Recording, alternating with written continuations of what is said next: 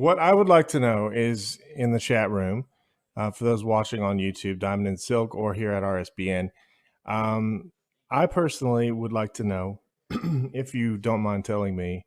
By the way, Joe Seals back here at the RSBN studio waiting the coronavirus task force press briefing, which was not on the schedule this morning, but President Trump announced on Twitter that we would have one today at 6 p.m.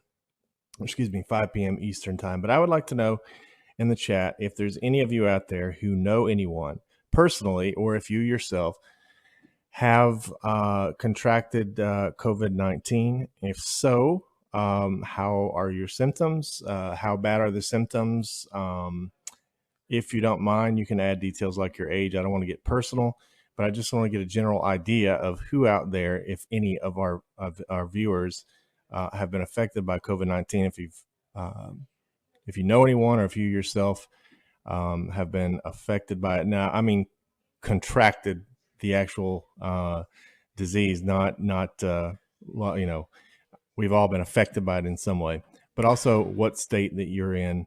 And additionally, if any of you could also let me know, sort of just how it has affected you as far as your job. Have you been laid off or furloughed or anything like that? If you want, I just wanted to take a look, because I personally, here in my little community here in Lee County, Alabama, I don't know anybody. So, but just curious. It's nice to see everybody in chat again. Thank you for choosing RSBN.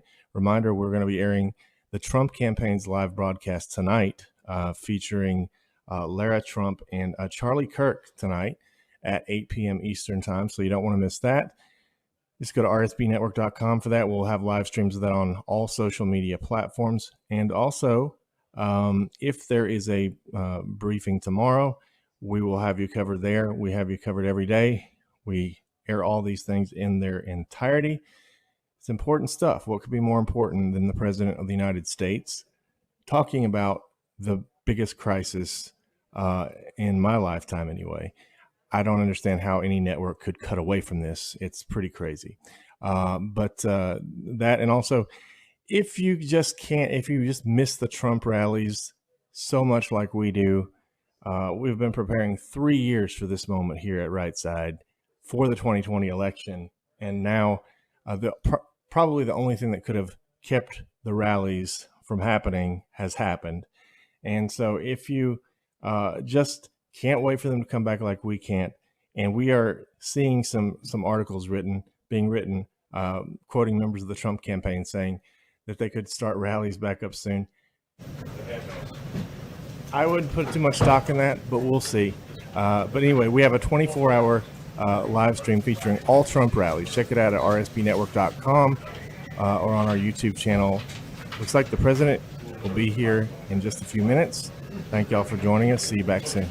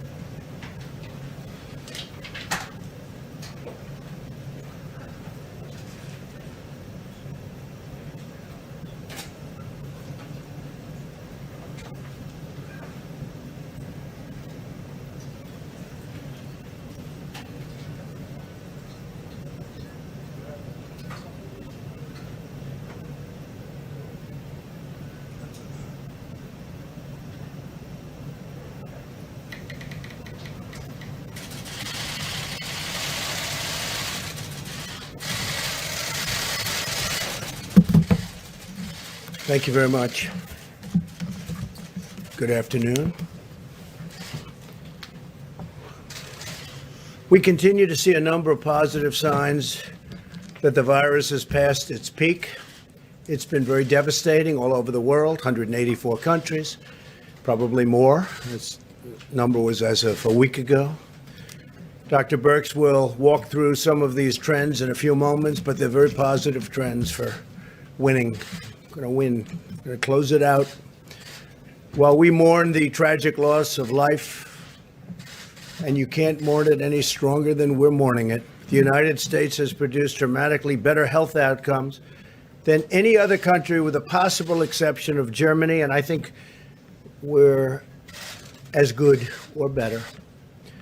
On a per capita basis, remember that, on a per capita basis, our mortality rate is far lower than other nations of Western Europe,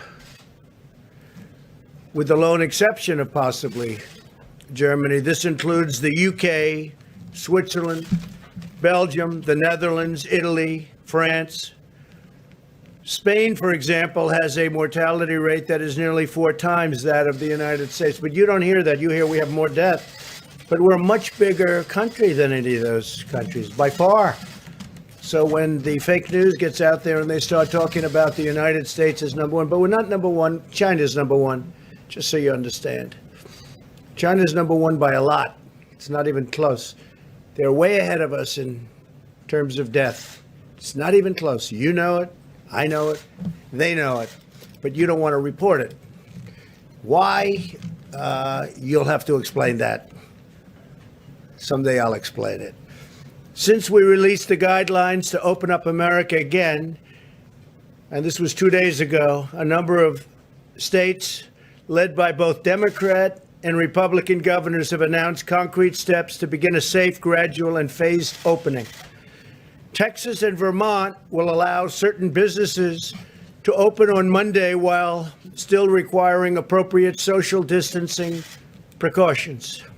And I can tell you the governor of Texas, Greg Abbott, he knows what he's doing. He's a great governor. He knows exactly what he's doing.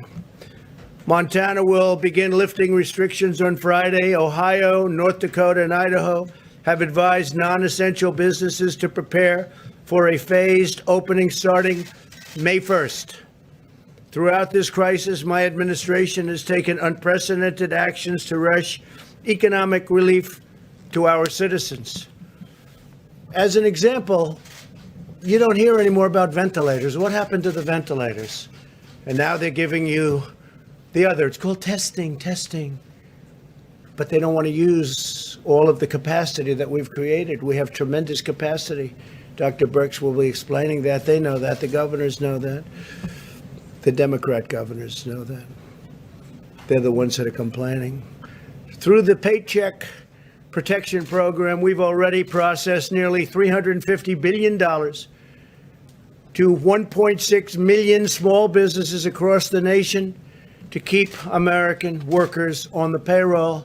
So we're asking the Democrats to get it done. This should be bipartisan. This should be 100% vote. And it's really been incredible. The $350 billion that's been approved is so popular.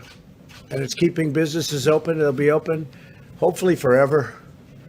Our swift action is directly supporting 30 million American jobs.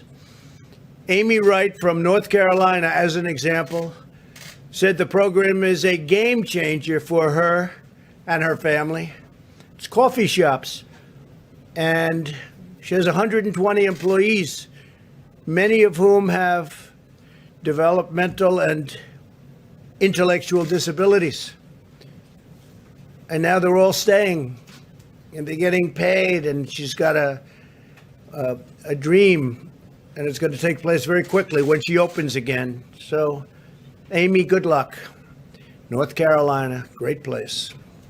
Scott and Julie Alderink helped lead a church and own a restaurant in South Dakota with about 15 employees. They were already starting layoffs. Layoffs were moving along rapidly. But now they've hired their employees back, and they can keep their restaurant open, and it'll be moving quickly, very quickly, as opposed to not having anybody and probably not having a place to have all of these people employed. She would have been out of business. She would have been gone. The Paycheck Protection Program funding is now fully drained. It's out. It's gone. $350 billion to small businesses. And in turn, it goes to the employees of those small businesses. Lawmakers must stop blocking these funds and replenish the program without delay. The Democrats have to come on board. I used to read that these were Democrat programs, not Republican. Seems to have switched around a lot, hasn't it, huh? Switched around a lot. The Republicans want it. I think the Democrats probably do too. But they also want other things that are unacceptable. This is about COVID. This is about the plague and what it's done to us. This isn't about extraneous things that they've been trying to get for years and that our country doesn't want them to have. As we enter the next stage of our battle, we are continuing our relentless effort to destroy the virus. My administration is taking steps to protect high-risk communities by providing funding for 13,000 community health center sites and mobile medical stations in order to equip them with the most advanced and robust testing capabilities. These sites are incredible. What they can do is incredible. The job they do is incredible. These centers provide care to 28 million people living in medically underserved urban and rural regions, including many African American and Hispanic communities. We're taking care of them. And it's so important because you've all been reading about the disproportionate numbers on African American, and you're reading a little bit less about Hispanic, but likewise Hispanic communities. The numbers are disproportionate. In fact, we're doing big studies on it right now. We don't like it. Not right. Nationwide, we've now conducted over 4 million tests.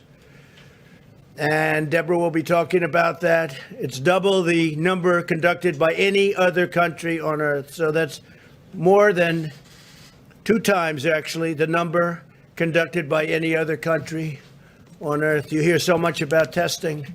What we've done is incredible in testing. And I started with an obsolete, broken system from a previous administration or administrations. But I would really say administration for a different reason, because testing has become so advanced over the last number of years. And we have the most advanced of all. I spoke with other nations this morning, the leaders, and they all are talking about our great testing capability. And some of them want to know what to do. How can they get involved? Because they need it for their own countries.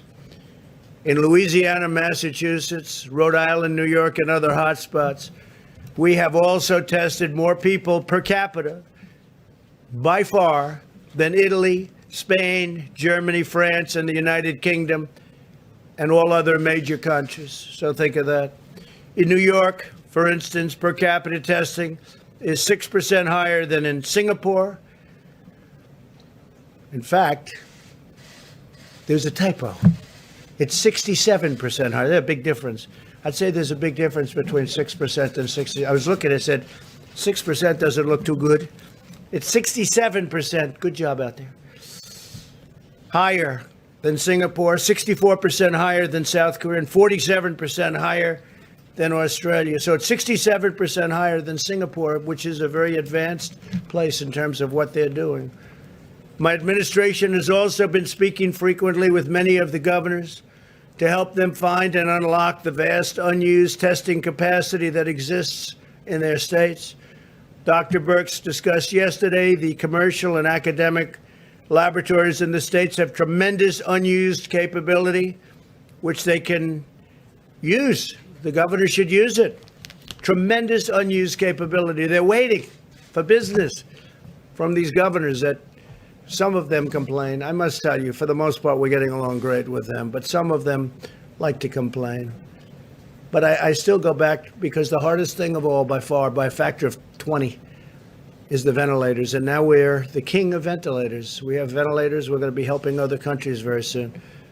We're going to be helping Mexico. I spoke with the president of Mexico. He's great guy. And I told him we're going to be helping him. They desperately in Mexico need ventilators. And I told him we're going to be helping him very substantially. We're in a position to do that. We're building now thousands a week. And they're coming in rapidly, and they're very, very high quality.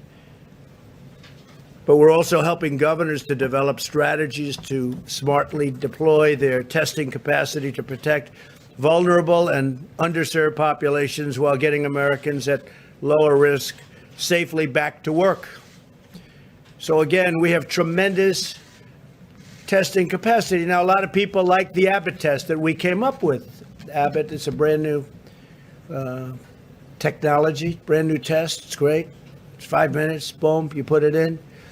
And we're making thousands of machines. Abbott is making thousands and thousands of machines, but not everybody's going to get that one, but they're going to get others. We have numerous platforms, which we'll talk about in a minute. Unfortunately, some partisan voices are attempting to politicize the issue of testing, which they shouldn't be doing, because I inherited broken junk. Just as they did with ventilators, where we had virtually none and the hospitals were empty. For the most part, the hospitals didn't have ventilators. We had to take care of the whole country, and we did a job the likes of which nobody. We assembled an army of young, brilliant people. For the most part, young, a couple of older ones. But for the most part, they were young, brilliant geniuses that did a job like nobody would believe. I wish you could have seen it. Round the clock. And now the rest of the world's coming to us asking if we could help them with ventilators, because they're very complicated, very expensive. They're very hard to build. And we have them coming in by the thousands. But you don't hear that from even the governors. Nobody's complaining about ventilators. And if there was a surge, we could have ventilators to them within hours, because we have in stockpile almost 10,000 ventilators. You don't hear about hospital beds. When I first started, everyone thought, oh, hospital beds, hospital beds.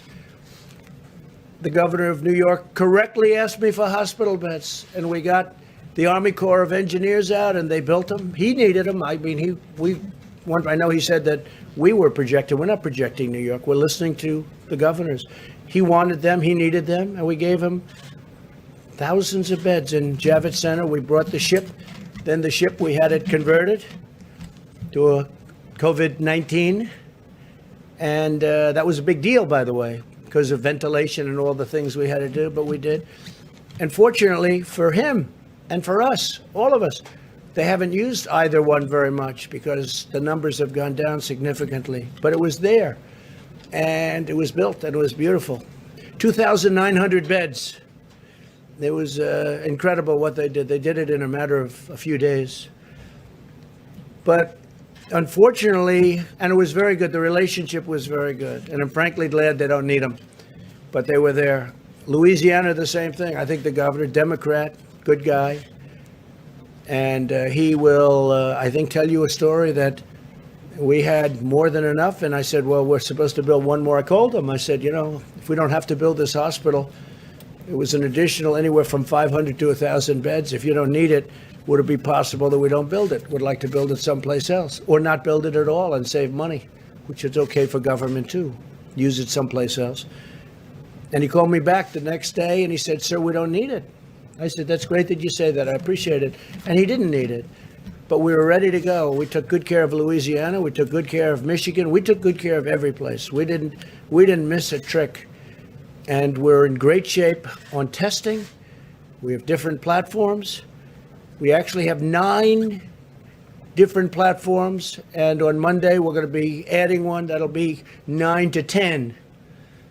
I don't like to count on them before they're up, but we'll have anywhere from 9 to 10 platforms with a tremendous testing capability.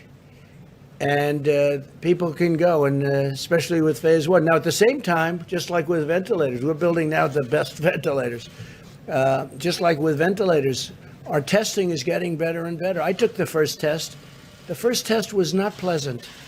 This was not a pleasant thing. I said, you got to be kidding, to the doctor. You got to be kidding. Up your nose, and then we hang a right, and it goes down here, and then we'll wiggle it around here under your eye, and then we'll pull it out, and we'll say, I said, no, there's no way that can happen. Is that the way it goes? You sure?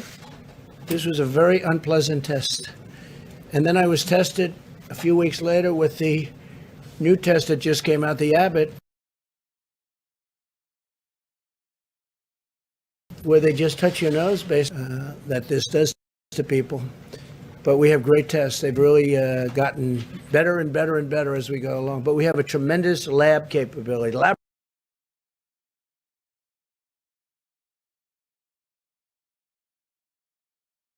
Laboratory capability all over the country.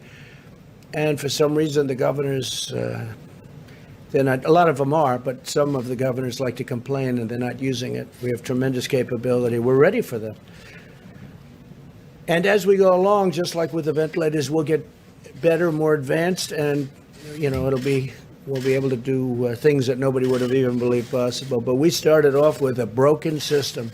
We inherited a broken, terrible system. And I always say it, our cupboards were bare. We had very little in our stockpile. Now we're loaded up. And we also loaded up these hospitals. And, we're talking about payment. We gave billions of dollars worth of things to hospitals. And we'll have to work that out at some point. In fact, I guess they're going to be working that out with Congress. But we loaded up hospitals. The federal government loaded up hospitals with things to take care of people that are very desperately ill. We weren't worried about payment at that time. We said, you'll take care of it at the right time. But we gave billions and billions and billions of dollars worth of medical goods and medicines and equipment to hospitals. And we'll work it out with them. But people don't like to talk about that. So we have done a job that nobody believed. This was a military and private enterprises march. We marched. And unfortunately, with the other side, because they're viewing it as an election. How did President Trump do? Oh, he did terribly. Let's see. He did terribly. Oh, but we just got them the ventilators that they didn't have that they should have had. We just got them hospital beds by the thousands. We just got them testing that they don't even know how to use. In some cases, they have machines that they're only using 5% and 10% of the machine because they have an advanced machine and they don't know how to use it. It can do much more. So we've had people explain how to use it. So I don't know. I don't think I'd do that on the other side. I really don't. I think that here we have a crisis and we have to work together, and I hope we're going to work together. But we're moving along, and we're moving along well. We're moving along well. This should not be a partisan witch hunt, like the Russia witch hunt that turned out to be a total phony deal. Unfortunately, some of these voices, though, are attempting to bring this into politics, and whether it's testing or ventilators or hospital beds or other dimensions of our sweeping public health response. We have had a sweeping response. And speaking to the leaders of other countries this morning, they said, this is incredible the way you've done this so quickly. We're only talking about a few weeks since everybody knew this was such a big problem. And the rest of the world is watching, and they respect what we've done, because I don't think anybody else, I know nobody else could have done what we've done. And we started with garbage. As our expert said yesterday, America's testing capability and capacity is fully sufficient to begin opening up the country totally. Indeed, our system is by far the most robust and advanced anywhere in the world by far. The rest of the world will tell you that. I spoke this morning to a friend of mine, President Moon of South Korea. He just won the election. He won it by a lot. He had a big victory, which I was happy about. And he was saying what a great job we've done in this country. I told him the same thing. He said, what a great job we've done here in this country. So I appreciated that. He had a great, by the way, he had a great victory, and we're very happy about that from the standpoint of our country, working very well with them. South Korea. As we approach, and the approach that we use, but as we approach, hopefully, the downward side of what's going on, I think you're going to see some incredible hard facts and evidence that what we did was right. There's a lot of talk about herd, the word herd. I don't want to show you charts of people that went a different way, but it's scary. It's scary. We would have had, I think, millions of people die had we done a different way. And I think numbers are just coming out where they're estimating 60,000 people will die. That's horrible. I always say one person is too much, especially in this case when it could have been stopped in China. Could have been stopped in China before it started. And it wasn't. And the whole world is suffering because of it. But this herd concept, and everybody had to think of it at the beginning because look at us. We're the greatest economy in the history of the world. Better than China, better than any country in the world, better than any country has ever had. We had the highest stock market in history by far. And I'm honored by the fact that it has started to go up very substantially. That's because the market is smart. The market is actually brilliant. I've seen it. And they're viewing it like we've done a good job. They view it that way. Because if you would have told me that we're at 24,000 or beyond, and the highest we were ever was, we never hit 30. We were getting close to 30. So let's say around 29,000, we're at 24. We were heading down. I start to say, oh, wow, we may be heading into territory where I started. I didn't like that. Now we're way up. But if you would have said to me with what we've gone through, not caused by our country or our people or not caused by certainly anybody within our country, but if you would have said that after going through this horrible plague, that we'd have a stock market that's much, much higher than when I started, much higher than where I started. And I think I think we have tremendous momentum. We have a big election coming up, but I think we have tremendous momentum. First, we get rid of the plague. And because of what we're doing with the PPP, what we're doing with the paycheck, as we call it, I think we have a chance to have these companies get back to action quickly. But our approach to testing is based on facts, data, and very hard evidence, not partisan agendas or coordinated political talking points. Mike Pence, who's a phenomenal guy, is making the commencement address right now at the Air Force Academy, where they're being very politically correct. Everyone's standing not 6 feet, but 10 feet apart, okay? And it's very different. I made that speech last year. I'm going to West Point. I think they're changing the date to June 13th because of what's going on in New York. They're moving it to June 13th, West Point.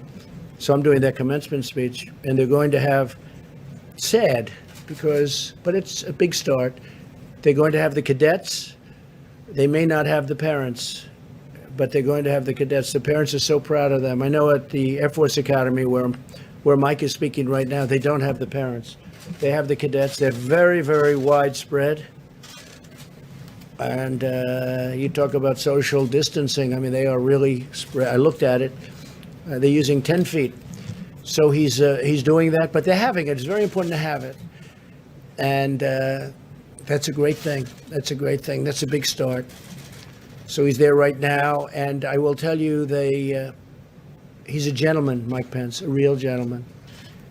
And the Democrat senators requested a phone call with him yesterday.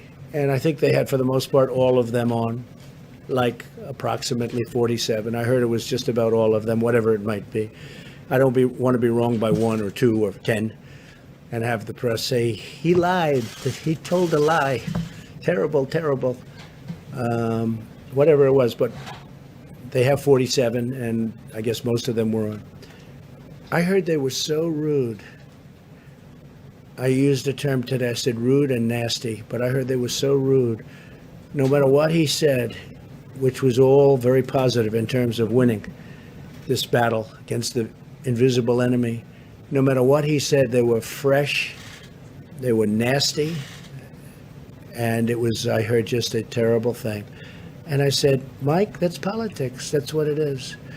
If we came into this room today and said, the battle is over, we have won, it's 100% gone, the Democrats would say the president has done a horrible job. He has done a disgraceful job. It is a shame how bad he is. You know, this is the talking points. This is political, and it would be nice not to have that, especially when we've done the job we've done. I mean, all you have to do is look at the big V for victory or V for ventilator. Take a look at it. Everybody said they had us on that. They had us. They thought they had us, but we got them done at numbers that nobody would have believed. And we did use our act, our production act, and we used it, but we didn't use it. We didn't need it like a hammer. All we had to do, for the most part, we used it actually in a number of cases, but for the most part, all we had to do is talk about it. All we had to do is say, we're going to use it if you don't do this. And everybody was, you know, for the most part, good. We used it a couple of times because it didn't work out the easy way, but it worked out the hard way. But whether it was masks or ventilators, it was incredible what we've been able to do. So this is a very critical time for the American people, and the American people deserve real information and responsible and thoughtful dialogue from their elected leaders and from the media. The media's been some very honest, but some very dishonest. You know that. You know that. I mean, I even read a story where Mark Meadows, this tough guy, he was crying. He was crying. This was Maggie Haberman. You know, she won a Pulitzer Prize for her coverage of Russia, but she was wrong on Russia. So was everyone else. They should all give back their Pulitzer Prizes. In fact, it turned out that the crime was committed by the other side. The crime was not committed by this side. It was committed by the other side, a bunch of bad people.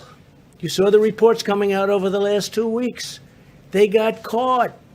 So Maggie Haberman gets a Pulitzer Prize. She's a third-rate reporter, New York Times. And we put her name up here last week. You saw that. People thought it was a commercial. It wasn't a commercial. It's like a commercial, but it wasn't a commercial. It was just clips. And because we exposed her as being a bad reporter, what happened is she came out and said, Mark Meadows was crying, and they made it sound. I said, Mark, and it's okay if he did. I wouldn't, look. But I think he was crying probably really for the wrong reason they had it down. But he's not a crier. And if he was, I've known criers. I could tell you people that you know that are very famous. They cry, and that's okay too. But it was a nasty story in so many ways. It was fake news. And she only did it because we exposed her for being a terrible, dishonest reporter. She is. I've known her for a long while. I haven't spoken to her a long time. I made the mistake. I take a picture with her at the desk a long time ago. Every time she does a story, if I say, I haven't spoken to her in many months, maybe years, I don't speak to her. She's fake. A lot of people are fake. A lot of people. We get a lot of fake people. But what happens is she writes this story as retribution, puts it in the New York Times, and the New York Times is a very dishonest newspaper. It's my opinion. It's not an opinion. It's actually, from my standpoint, the very hard thing to figure, though, most people wouldn't know that, but I know because I know the facts. And they make up, I said it today, they make up words. Sources say, and most often used, sources say. You know what sources say means?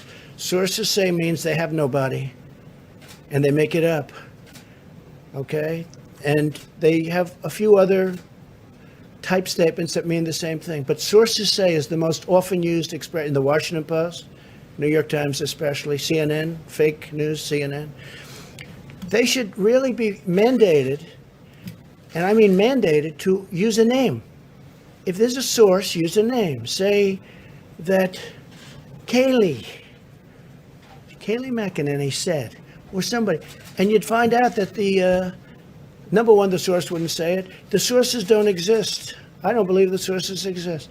And I try and tell this, the beautiful thing about doing these conferences is that we have tremendous numbers of viewers, and I'm able to reach the viewers without having to go through fake news where they make a good story into a bad story.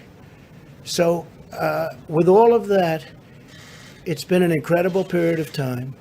We've done a fantastic job. with the talk of other nations. The leaders of other nations are calling us for help. They're calling us for equipment. They're calling us for testing capacities. Now, with the testing, we are going further. Deborah's going to talk about that now. With the testing, we have some other tests coming up that are going to be, I think, phenomenal. I think they're going to blow away everything as soon as they come out, and we're going to get them out as soon as possible. But I'd like to ask Dr. Birx to come up and say a few words about where we've come, how far we've come, and more importantly, where we're going from this point, because honestly, it's quite amazing. Thank you very much. Thank you, Mr. President. If we could have the first slide. I wanted to give you an update on where we are as states and as counties and as cities. I know you all are watching carefully. The numbers have shifted over the last few days. What happens when when states change the reporting from confirmed to probable? So now all probable cases are included. They had to add them back in. Even though the cases may have been from March, they were added over 14th, 15th, and 16th of April, and states may continue to be adding them. Eventually, we're hoping that those get accounted for on the day when the presumptive cases or the probable cases were counted, but right now they're added in one fell swoop. So this is New York and New Jersey, and I think we all know how difficult and what a difficult time both New York and New Jersey have had. I call your attention to the axis. It goes up to 250,000 cases, so you can get a frame of how we're talking about some of the other metro areas. Next slide. These are the 25 metro areas, the top 25 metro areas, and you can only see the New York metro area in this slide. Again, the axis goes up to about 300,000, includes the New Jersey part of the metro area, as well as part of Southern Connecticut. Next slide. But if I take New York out, and the reason I wanted to do that, now the axis is 1/10 of the previous axis. So that previous axis, the previous slide, 300,000, this slide, 30,000. So that will give you a frame of reference for some of these other metros. The reason I wanted to show you this is cumulative cases, and we are still tracking very closely the issues in Chicago and Boston. But on this slide, I hope you can see the yellow line. That is Detroit. And Detroit and this mayor of Detroit has really done an extraordinary job, and the people of Detroit have done an extraordinary job with their social distancing. The other line I want to call your attention to is the line here. This is New Orleans. And I think, frankly, I was concerned about New Orleans because they had a lot of pre-existing comorbidities. They have 2 or 3 major hospitals, but cover a very large area of geographic area. And that other blue line that you can see that's down right here, that's the Seattle line. And you can see that their response, because of the nursing home alert, they were one of the first states and the first metro areas to really move to social distancing. And so they've really never had a peak like many of the other metros. Next slide. Then I just want to take you through some of these new case graphics. That was cumulative cases. This is daily cases. And obviously there's a lot of variability in reporting, but you get a sense over time when you look at daily cases. So New Orleans is on panel on your left and Baton Rouge on your right. But you can see clearly New Orleans about a month ago, very low levels, probably less than 50 cases, large peak and spike around the beginning of April, and they have come down. And they have down to very few cases. Again, I showed you before how both their syndromic cases have come down, as well as their actual number of cases. Next slide. This is Seattle. So you can see they had a much lower peak. And this is when we talk about flattening the curve. This is what flattening the curve looks like. It becomes a longer, slower decline, but it never gets very high and then goes back down. Next slide.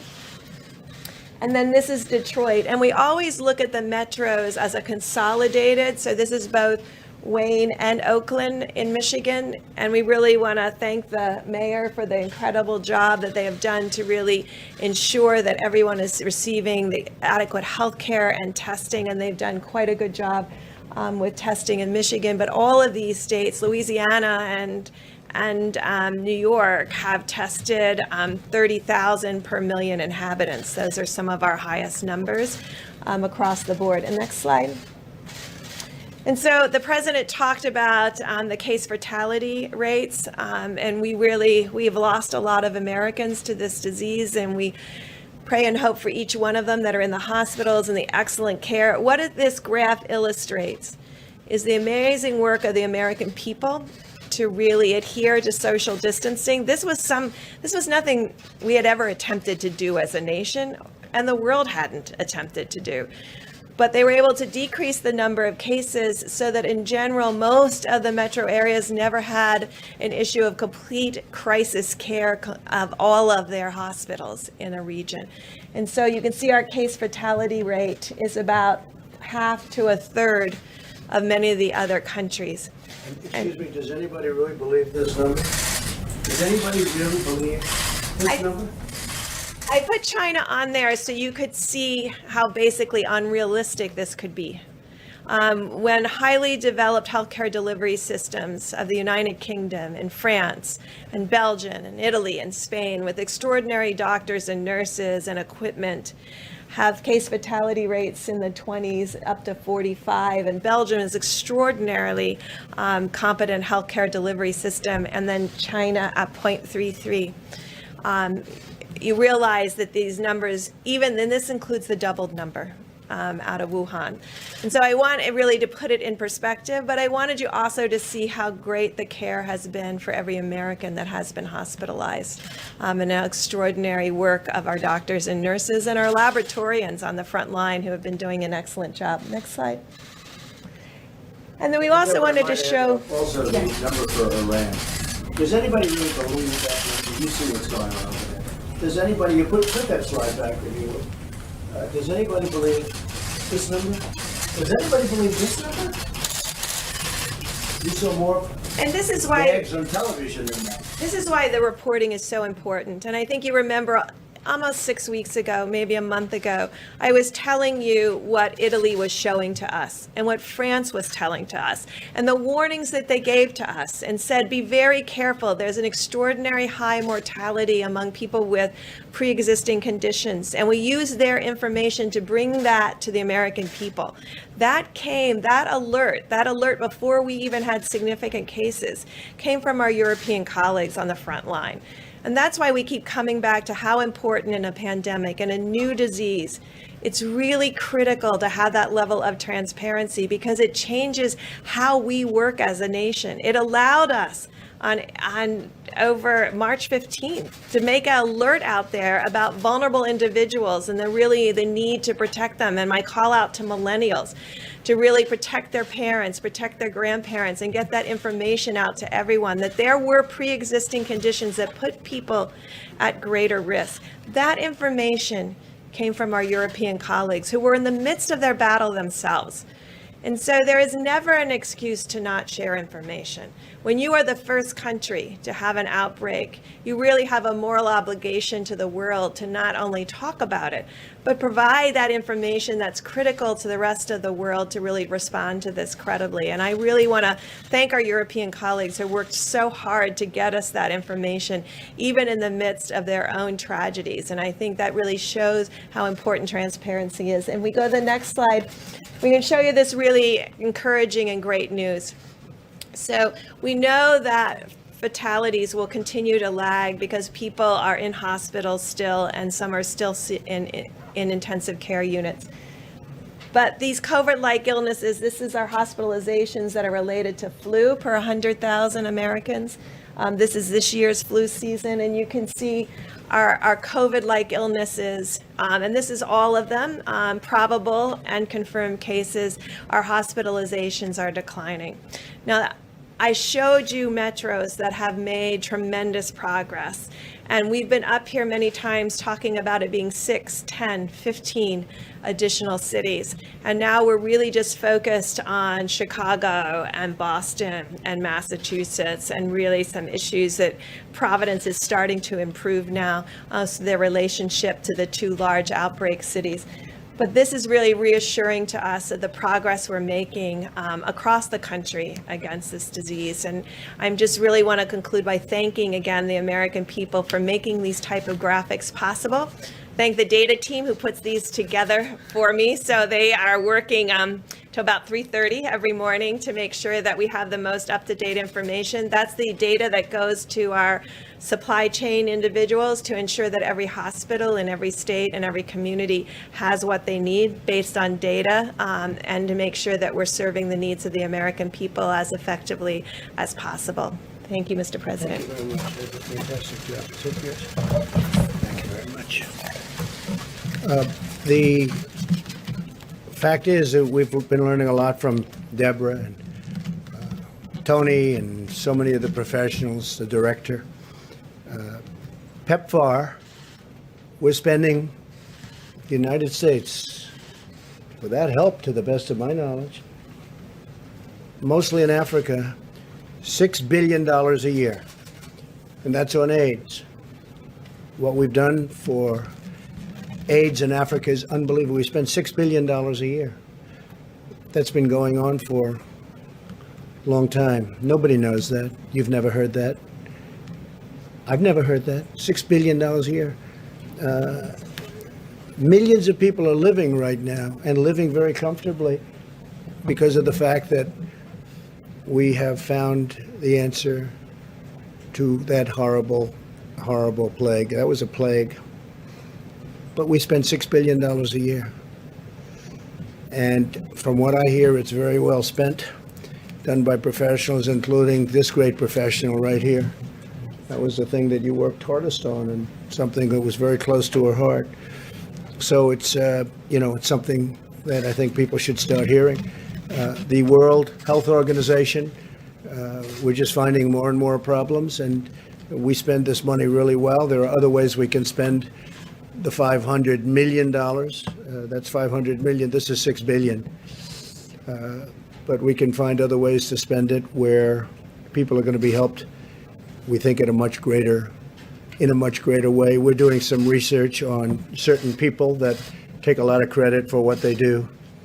And NIH is giving away a lot of money. We give away for many years, they give away a lot of money. And some people complain and some people don't. Some people are extremely happy. So we're looking into that also. They're giving away approximately, as I understand it, recently more than $32 billion a year. $32 billion. And so we've been looking at that for a while, and we're going to be having some statements to be made about that. $32 billion a year. It's a lot of money, and we want to make sure it's being spent wisely, and we've been doing that, by the way, and we'll have some statements on that. And those are much bigger numbers than what we're talking about with national. If you look with our friends from wherever they come from, 500 million is a lot of money, but it's not a lot compared to the kind of money that we give out. I think over the years, it's been averaging about $32 billion. $32 billion. So we've had our eye on that one for a while. We also talked about the lab in China, where I guess 3.7 million was given some time ago. And we're looking at that very closely. Chief of Staff has that pretty much under control. But it's money that, too bad it got spent there. But that was spent, what year was that, Mark? It was 4 or 5 years ago. Over the last 6 years. 6 years ago, approximately. So we're looking at that. And that's the lab that people are talking about. All right, so we're looking at a lot of things. There's tremendous waste in our government. We found it in many different ways and in many different forms. And this is one of them. We can spend, I was talking to Dr. Birx, we can spend $500 million using all of it in a much more efficient manner if we choose to do that. and it'll be to the good of many more people than are getting it right now. But you look at the mistakes that were made, I mean, so late, long after I said we have to close off our country. They were actually against our closing off our country to China. When I did that in January, they were against that. They didn't like the idea of closing off our country. They said it was a bad thing to do, actually. And they've since taken that back. But it was a very lucky thing that we did it. Very lucky. We would have had numbers that were very significantly greater. Tony Fauci said that. He said it would have been very significantly greater had we not done that. So we made a lot of moves that were good moves, but it's still a very depressing subject because it's a lot of death. And if it was stopped very early on at the source, before it started blowing into these proportions, you have 184 countries that would have been in a lot better shape. But our country is getting back, and I expect that we're going to be bigger, better, and stronger than ever before.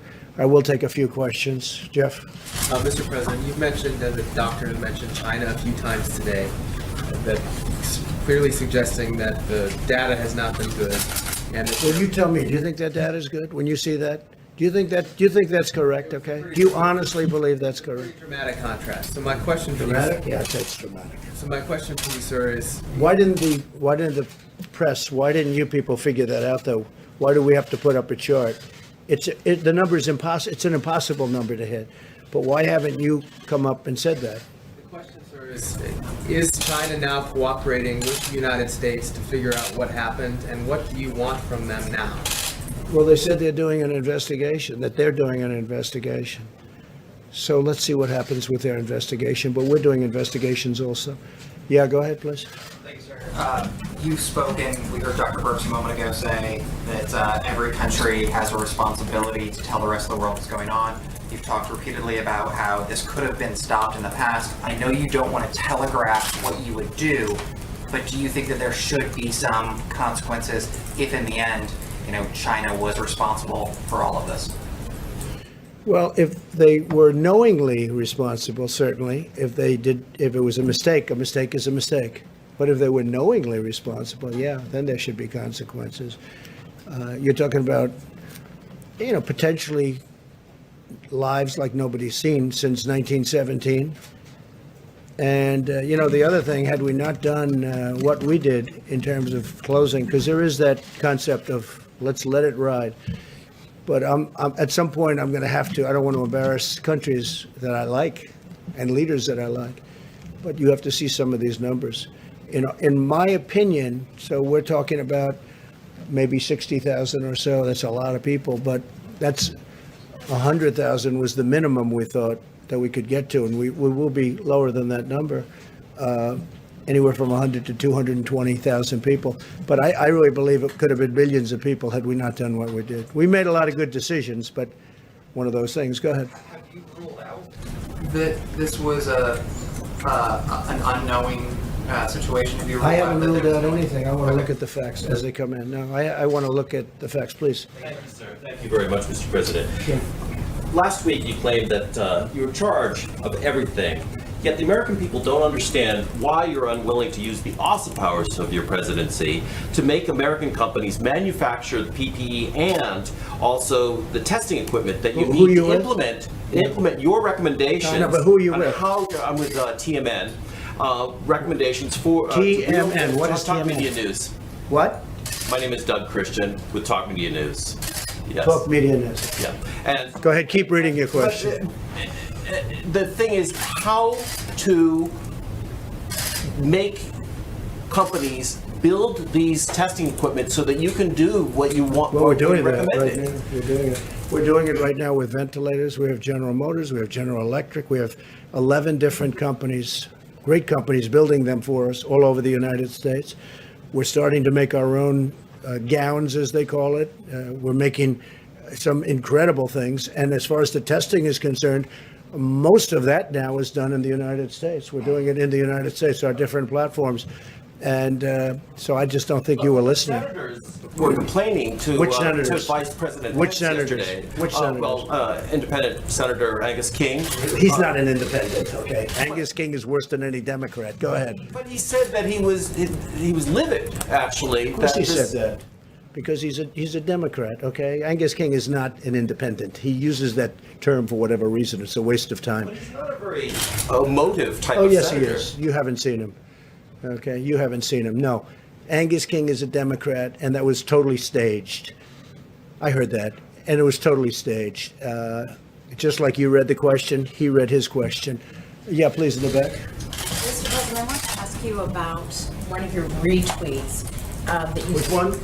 The one you retweeted from Paul Sperry. Let's see if authorities enforce the social distancing orders for Monster and Ramadan like they did churches during Easter. I'm wondering. Yeah, no, I would like to see that.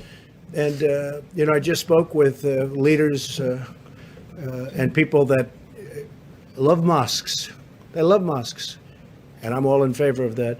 But I would say that there could be a difference, and we'll have to see what will happen. Because I've seen a great disparity in this country. I've seen a great disparity. I mean, I've seen a very strong anti-Israel bent in Congress with Democrats. It was unthinkable 7 or 8 or 10 years ago, and now they're into a whole different thing between Omar and AOC. I say AOC plus 3, add them on. You have, I mean, the things that they say about Israel are so bad. And I can't believe it. Now, just a minute. So I would be interested to see that, because they go after Christian churches, but they don't tend to go after mosques. And I don't want them to go after mosques, but I do want to see what their bent is. Yes, please, in the back. Mr. President, that in fact, Go ahead, you're please. suggesting that imams wouldn't follow social No, distancing? I think that I just had a call with imams. I just had a call with ministers, rabbis. We had a tremendous call with the faith leaders. No, I don't think that at all. I am somebody that believes in faith, and it matters not what your faith is, but our politicians seem to treat different faiths very differently, and they seem to think, and I don't know what happened with our country, but the Christian faith is treated much differently than it was, and I think it's treated very unfairly. Yes, please, go ahead in the back. I just want to ask if the Let's go. Department of Justice will in fact support. OAN, please. OAN. Thank you, Mr. President. The Paycheck Protection Program saved an estimated 15 million jobs. It's run out of money. The Democrats, specifically Nancy Pelosi, have been blocking that funding. Yeah. Do you know why Speaker Pelosi is dragging her feet on that? Well, she thinks it's politics. I don't think it's good politics. Nancy Pelosi's been blocking it. Schumer's been blocking it. And I think they think it's good politics. I don't think it's good politics. I think it's bad politics, but I don't care about the politics. It's so great for our country because we're going to have all of these companies that are, it's a bigger employer. Let's say it's the same, but essentially it's the same power, all of these small businesses added together as the big companies. It's about 50-50. And it's so important. And they will be scattered if we weren't able to do what we're doing. And essentially, we're giving these small businesses that won't make it, they can't because they're closed.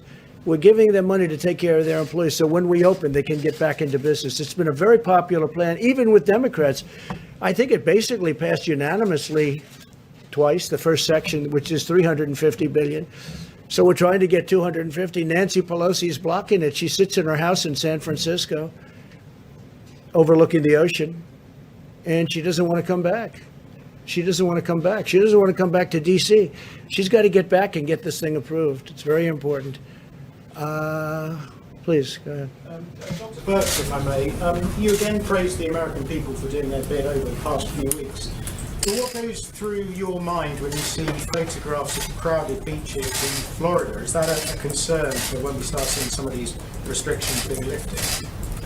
Well, as I described, we go metro by metro, county by county. And so I'd have to link that with a specific county and look at their case rates.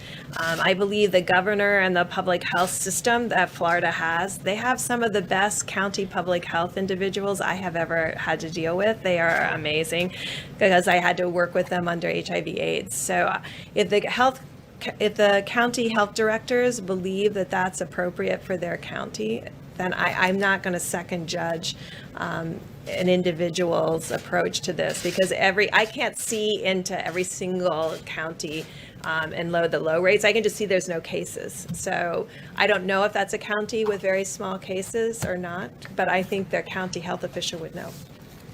And many of the counties, as you know, are really free of this horrible enemy. So we're opening up. You'll be seeing a lot of this country start to open up fairly quickly. Yes, please. Thank you, Mr. President. You mentioned the importance of social distancing, but for example, Stephen Moore, someone you appointed to your Open the Country task force, is organizing a protest in Wisconsin, but aren't they in a sense protesting your very own guidelines? Well, we have a flexibility. I didn't see what Stephen said. I can tell you he's a very good economist. He's been calling shots right. He said we need to be the Rosa Parks of government injustices. Well, there is a lot of injustice. When you look at Virginia, where they want to take your guns away, if they want to violate your Second Amendment, when you look at, look, I'm getting along very nicely with the governor of Michigan, but she has things, don't buy paint, don't buy roses, she's got all these crazy things. I really believe somebody sitting in their boat in a lake should be okay. They shouldn't arrest people. Some of them are being unreasonable. I really believe that they're being unreasonable. But I think Virginia is a great case, though, because they're using this. They're trying to take your guns away in Virginia. And if people in Virginia aren't careful, that's what's going to happen to them. So, yeah, I could see where he's coming from. I think it's a strong statement, because hopefully this will be over very soon for all of us.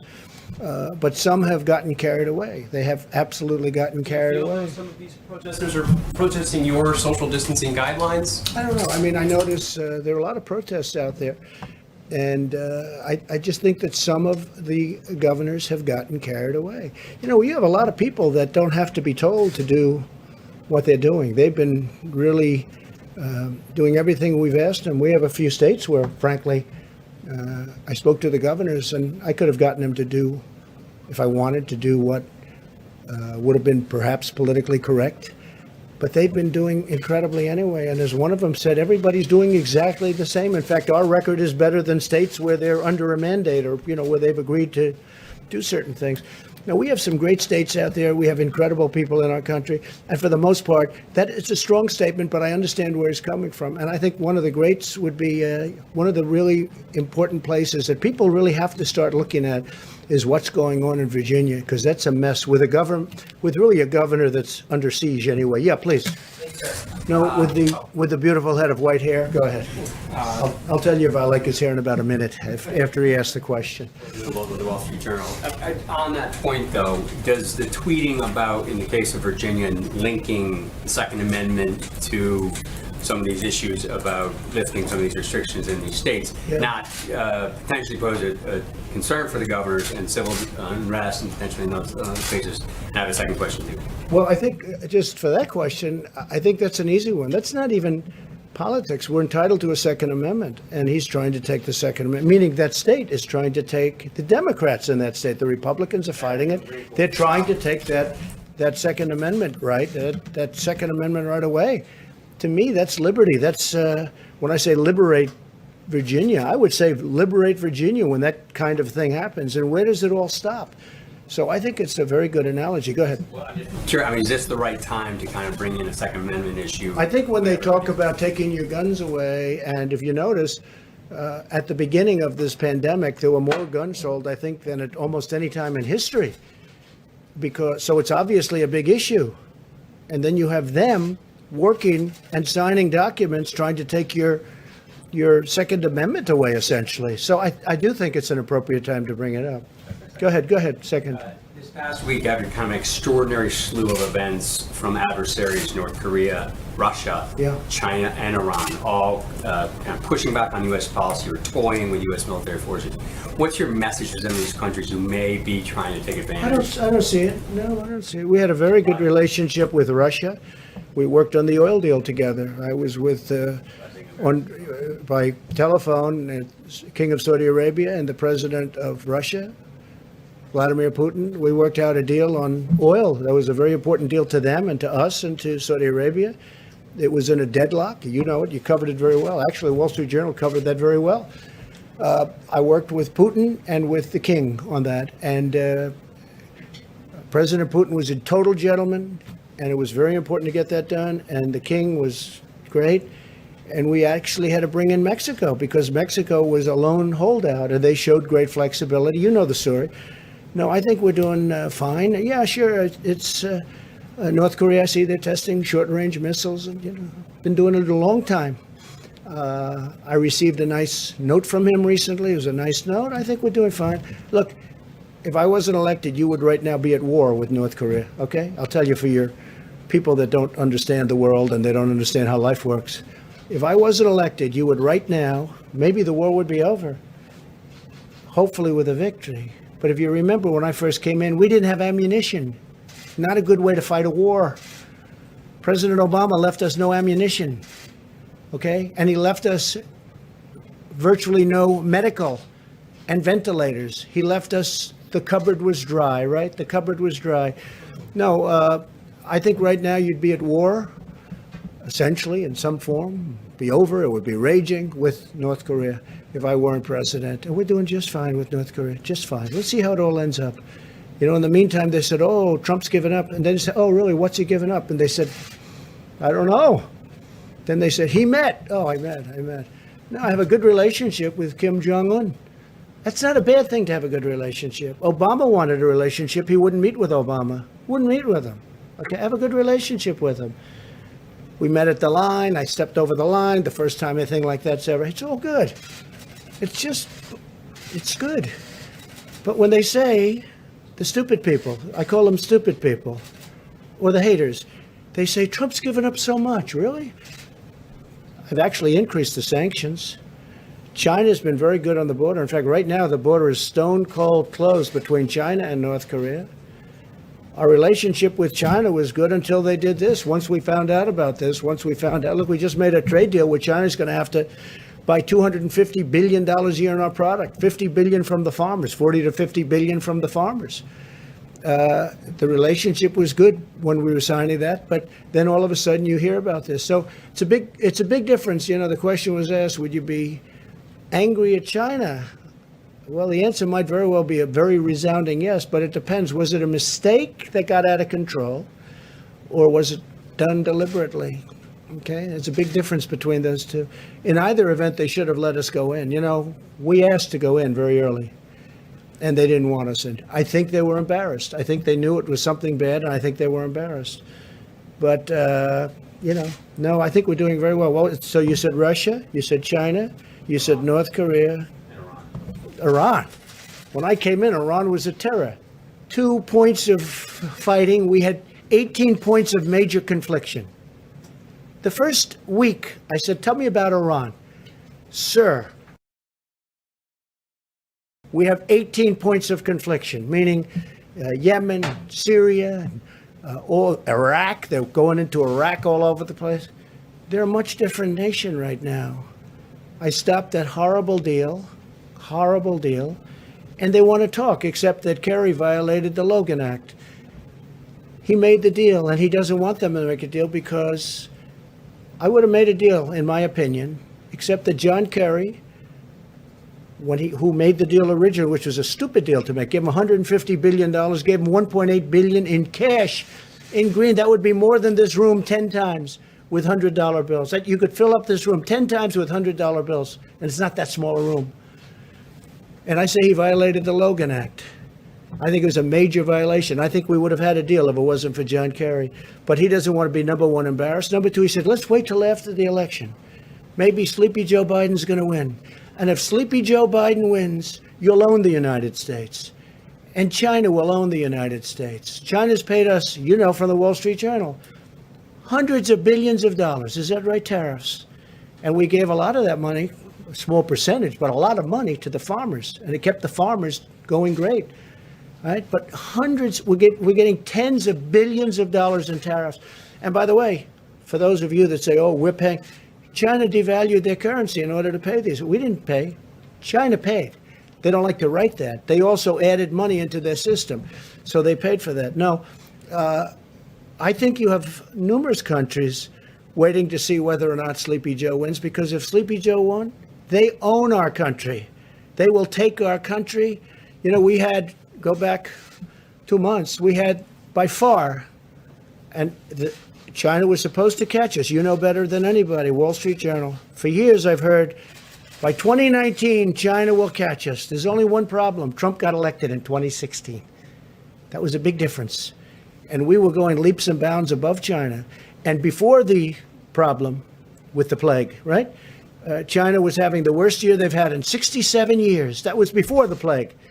Now they're getting really hurt, and so is everybody getting hurt. I don't want them to get hurt, but they're all getting hurt. Everybody's getting hurt. It's a horrible thing that's happened.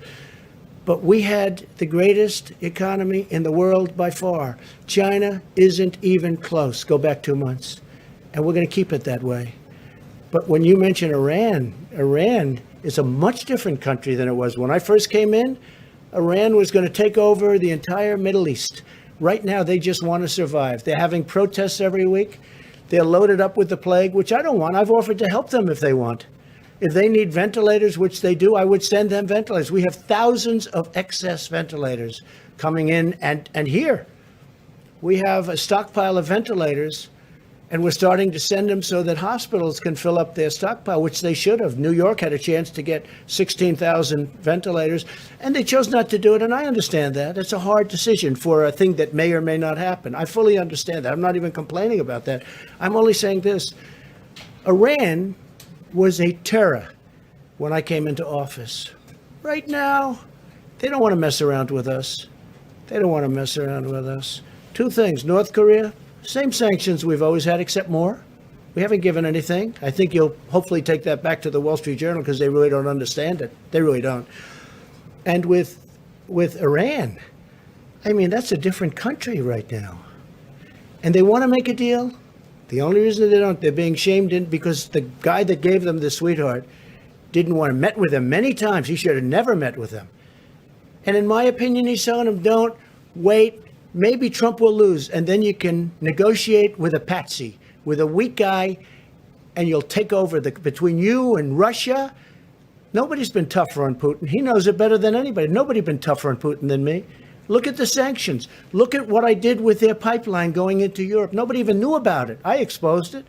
Now everybody talks about it. I think it's a terrible thing for Germany to do. But at the same time, I have a very good relationship with Putin, and I was able to make a deal with Russia and Saudi Arabia and OPEC Plus. They call it OPEC Plus.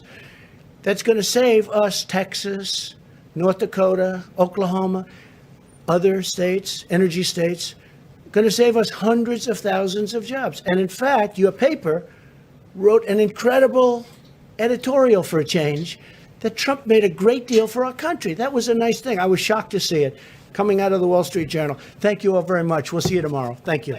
Thank you very much. The President of the United States wrapping up the Coronavirus Task Force Briefing Saturday edition. Joe Steele's back here at the RSBN studio in Auburn. We'll see you back here tomorrow if there is one. If not, Monday. We hope you have a great weekend. Stay safe out there. And also, just a reminder, we are going to be airing Team Trump, the Trump campaign's online digital programming next, coming up at 8 o'clock Eastern time. You won't want to miss it. Charlie Kirk is going to be the guest tonight, so you can watch that on our YouTube channel. We'll stream it to all of our platforms. Thank you all so much for joining us tonight. We hope that the rallies will be back soon. If you can't wait until then, we are airing 24 hours a day, 7 days a week, Donald Trump rallies on our YouTube channel. Just go to our YouTube page and you should see the live page. It's a great place to chat, hang out, and just shoot the breeze with folks. If you're quarantined at home and you're not one of the few states that are deciding to start to open back up. So enjoy your night, enjoy your weekend. We'll see you back very soon. God bless.